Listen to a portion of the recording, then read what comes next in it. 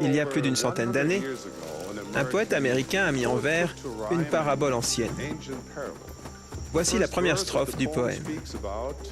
6 hommes d'un 12 temps, très enclins à parfaire leur connaissance, allèrent trouver un éléphant, bien qu'ils fussent aveugles depuis longtemps, afin que chacun, en l'observant, pût sa curiosité satisfaire.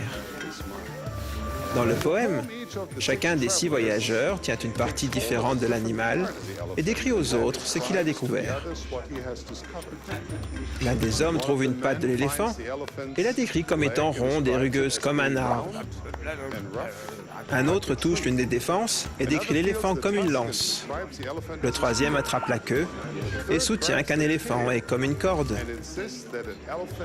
Le quatrième découvre la trompe et assure que l'animal ressemble à un gros serpent.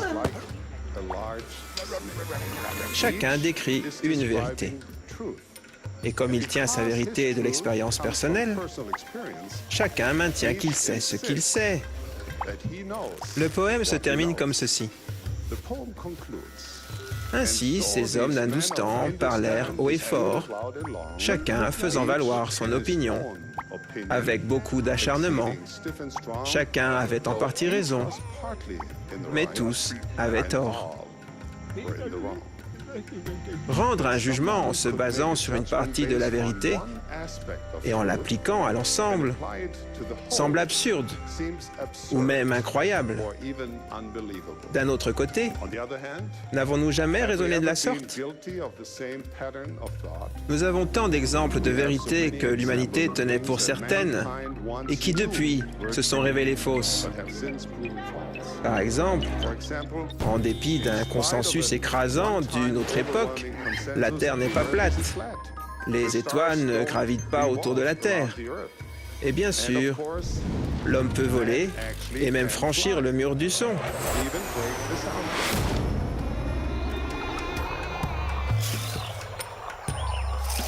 Souvent, la vérité est rejetée parce qu'elle ne semble pas conforme aux expériences passées.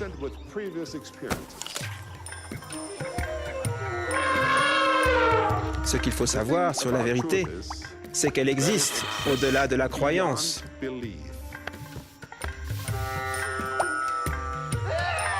C'est qu'elle est vraie, même si personne n'y croit. Nous ne connaissons pas tout. Nous ne pouvons pas tout voir.